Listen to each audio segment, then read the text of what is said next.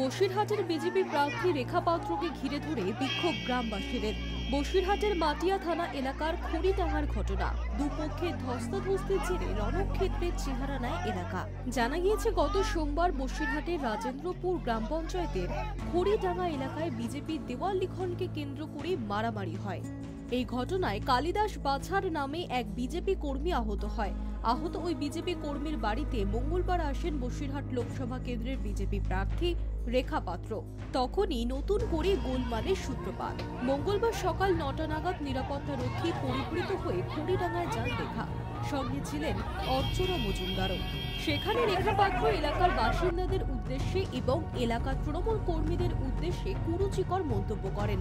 এলাকার তৃণমূল কর্মীদের দাঙ্গাবাজ বলে, দুর্নীতিবাজ বলে তিনি কটাক্ষ করতে থাকেন।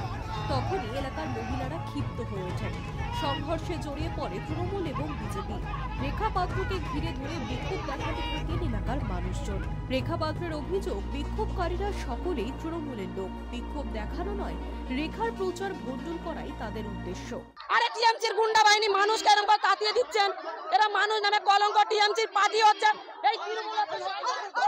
বিক্ষোভকারীদের সঙ্গে তরজায় জড়িয়ে পড়েন বিজেপি কর্মী সমর্থকেরাও। তর্কাতর্কি করায় হাতাহাতিতে মুহূর্তেই রণক্ষেত্রের চেহারা নেয় খড়িডাঙ্গা। গ্রামের মহিলারা রেখাকে ঘিরে ধরে বিভিন্ন প্রশ্ন করতে থাকেন। মেজাজ হারান রেখাও। এরপরই নিরাপত্তা রক্ষীরা দ্রুতই রেখাকে সেখান থেকে বার করে নিয়ে যান।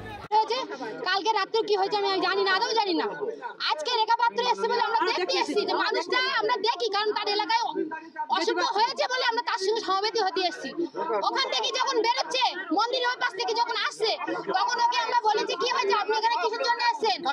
রেখা পাত্রকে। রেখা পাত্র আমাকে বলছে কোন নারীর অসম্মান আমরা হতে দেব না।